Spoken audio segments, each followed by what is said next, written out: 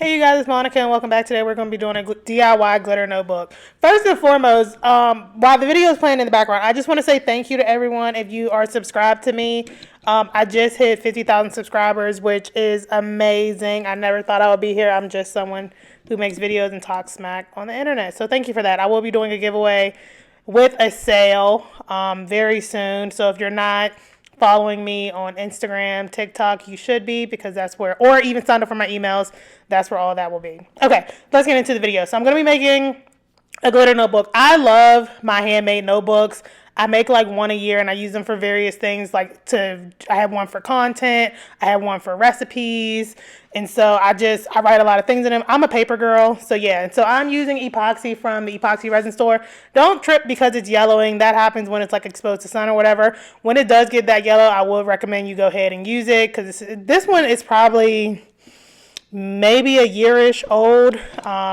It moved with me from our apartment to our house. And so, yeah, I had started using a different one, but I decided to use this one so I can go ahead and get rid of it. And so each mold is about 120 mils. I think it's like 5-ish ounces, depending on how stuff you can probably do like 4 ounces. But yeah, so I'm mixing up 60 mils of side A and then 60 mils of side B to get the 120 total. And that is what we're going to use. And so it was really cold in my room, and then the epoxy was really cold, so I'm just warming it up with the heat gun. Y'all, don't always do as I do, because some of y'all cannot handle it. Y'all will do that and end up burning the house down, and I don't even know how that happens. So if you either pre-warm, get some boiling water and stick the bottles in the water, or just wait until it's a day where your room is warmer. My room was probably like 65 degrees, because this side of the house, depending on the time of day, is always cold. But like, don't heat it, because the cup is plastic. The cup will start to melt if you hit it too hard. And some of y'all, I just simply do not trust to do that. I love y'all, but a little untrustworthy when it comes to like, is this the kids you leave at home because they won't burn down the house, or is this the one you have to have the neighbor come check on every 10 minutes to make sure they're not burning down the house? It just depends. And so what I'm going to do is split these out, because I'm going to do 3 different glitter colors. So I'm going to split this out in 3 different of the little cups. Y'all, going to the Dollar Tree now is so depressing. I just be in there, not want to spend no money. I remember the days when I would go in the Dollar Tree and ball out till I fall out. I would get 20 items, $20 plus tax. You know, we're talking literally $21. Now I go in there and get 7 items and it's $12, and it just hurts my soul. So yeah, I just gotta leave it alone. Okay. So the 3 glitters I'm using, one of my favorite color combinations is pink, purple, blue. And so I'm using the pink, purple, blue combination. So this is a new glitter, Larkspur. Then I'm also going to use Iris as well as Azalea. And so I was feeling a little experimental. I was like, do I want to mix a little chunky? Do I not? And so I decided to do one with just fine. And this one is a medium fine. And so it's a 1/64th, not a 1/128th or a 1/256. So if you're like deep in the glitter, you know what that means. But if not, don't trip. It's still a fine. It's just not as fine. It's not like powdery dust. The 256 would be considered dust. 128 would be considered your normal fine glitter, in case anybody was wondering. And so as far as my molds, I got one mold. I know I put it on the screen, but one mold is from Hobby Lobby in the set. One mold is actually from Shein. And so, yeah, do with that what you will.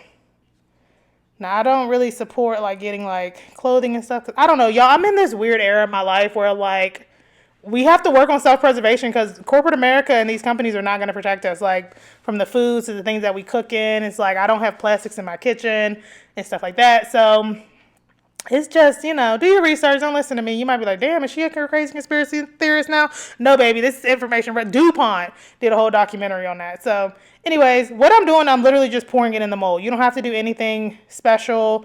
Just get it in the mold. Whatever kind of design you want, you can think of, just do it. If you want to do like a bullseye, just start from the middle and just keep pouring it in the middle and it'll go out. So I was doing lines, and I was just like, cute, could be better. So I'm just taking this pipette because it was the first thing in front of me, and I think this is technically considered marbling.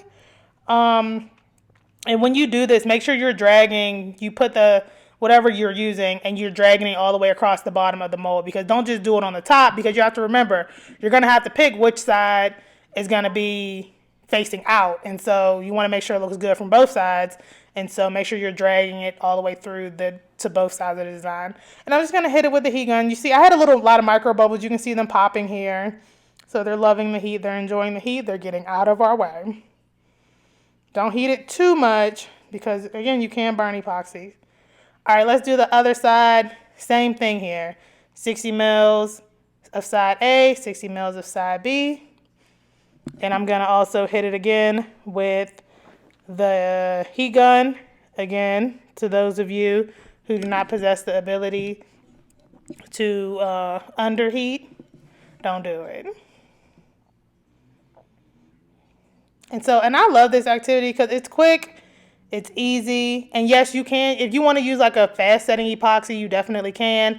Just make sure you're doing it like this, where you're doing them in separate batches, just to give yourself enough time. This is technically a 24-hour epoxy, and so I usually take them out the mold at around 12-ish hours, and I just leave them on a flat surface, which was the desk. Oh, and make sure when you're pouring molds, especially this big, and flatness is a big factor. Make sure that you have your desk is clean. Like, cause I'm one of those people, I'll have like little raised epoxy pieces that when I was making a tumbler or something have like, flew off the cup and are kind of just on the desk and they're making little bumps. Make sure you get all that kind of stuff up and that is super flat, because if not, especially if you let them sit for the full 24 hours and it's not pliable anymore when you take it out of the mold, then you're stuck with that. And you can always go in and like fill it back with a little bit of clear epoxy, but you don't want to do that, girl. You want it to be right the first time. And so in this side, I put a little bit of the chunkies, because these have matching chunkies to go with them. And I was like, do I want to do this? I don't really know, but we're doing it, so let's do it. And you can see on the one on the right, I was like, oh, should I sprinkle some chunky glitter on top of this? And I started, and then I stopped. I was like, I was like, no, I don't like that. So yeah. At that point is when I determined that this side would be an inside cover and that the part on the bottom would be the outside cover. And so for this one, this is like my favorite style to do for this and like just random blotches. But like I like this, the at an angle. I don't know why. It's like, makes me feel cool. And I'm just alternating between the three colors. And it's so cold. Like, those colors are barely moving, even with me heating them up. If you see this video in the summer, you try to do it, you can see like it's barely moving and it's in fast mode. But like the warmer your epoxy, of course, the more it's gonna want to move, and then the faster you would have to work, or you would have to wait and let it sit for a couple of minutes to thicken back up a little bit. And so I'm like, oh, that's cute, but. Oh, I got a little extra I want to fill. And like, I want people, if I got a little extra, I'm putting it in this mold. So even if it might be a little thicker on one side than another. And I'm taking that same pipette and I'm just literally just making cute little swirl designs. Nothing major. It looks like, fire or wind or something philosophical that I can't think of. And there's no rhyme or reason, just getting it to look seamless. I don't know if seamless, but it looks like it blends and like it's a part of the design instead of having those rough lines between the colors. And for this side, I am wiping off between each color just because I don't want the colors to transfer more than what I'm doing when I'm swirling it. And so again, let these sit at least 24 hours in the mold if you're using a 24-hour epoxy. If you're using a quick epoxy, you can probably unmold that after about 4 hours. But also make sure that your epoxy says that you can cast and the cast thickness. These aren't thick at all. They're like 1/8 of an inch. But, just check. And so that is what it looks like. This is about the 12-hour mark. And again, that's when I usually unmold mine. As long as they're not sticky or anything, I always feel like I'm good to go.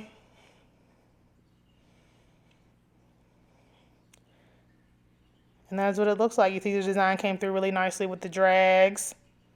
I think it looks really good. I like it. It's cute. I'm the only one that has to like it. Forget all y'all. It's nice and shiny.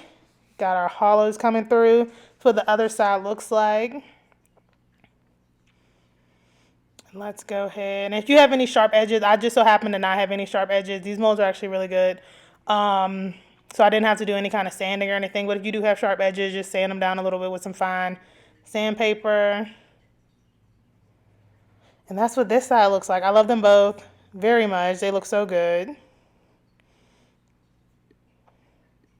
And so next, let's assemble. And so I get the paper from Amazon. I think the one from Hobby Lobby comes with the rings. And so I typically like the regular, like loose binder rings, not like these little 3 put together. But I've never used these before either. And so I decided to use them. Spoiler alert, I actually don't like them because I can't fold. With the binder rings, you can flip back the covers to the point where they're touching each other and the book will fold flat. With these rings, when you flip the cover back, it doesn't fold flat on top of the back cover. So eventually, when I work up the energy, I will switch out the rings. But for now, I'll just leave them. This is the hardest part, and it probably looks the craziest. And normally, like, I would just tell you about it, but, like, I'm going to let y'all see me struggle. So in case you do this and you struggle, you don't feel bad. Now, if you do this and you don't struggle, girl, forget you too. Because who are you? Like, a perfect person? No, absolutely not. We don't do perfection over here. We are on the struggle bus. So take your time with this pasta and just get it on the rings. And again, honestly, using bigger binder rings is much easier than, like, I like a 1-inch ring. These are like 3/4-inch rings. So they're like, no, do I use 2-inch ring? No, 2 is way too big. I either use 1 1/4 or 1 1/2. I'll put a link to the ones I get on Amazon below in case anyone's wondering. And that's my preferred size. I think that makes for a really good size notebook with enough pages in there to last you a while.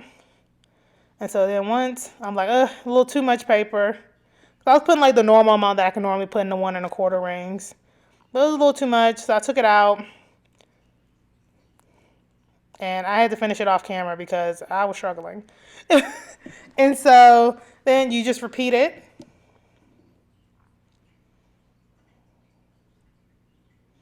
And of course this side's going to be a little easier. Yeah, but just that whole 3 rings attached to each other, I don't like it.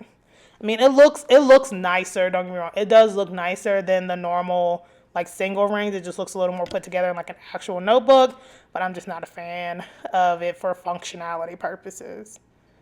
So this is what it looks like. This is the final thing. This is our notebook. You can go and put some rhinestones on the outside. My other one has rhinestones on the outside. Usually I just cut some vinyl and then rhinestone over the vinyl. But yeah, this is the notebook. So super easy, super fun. No one will have one like it. So if you like these kind of videos, you guys, please don't forget to give it a thumbs up, subscribe to the channel, follow us on Instagram, TikTok, Pinterest at PeriodSixDesigns, and I will see you guys in the next one.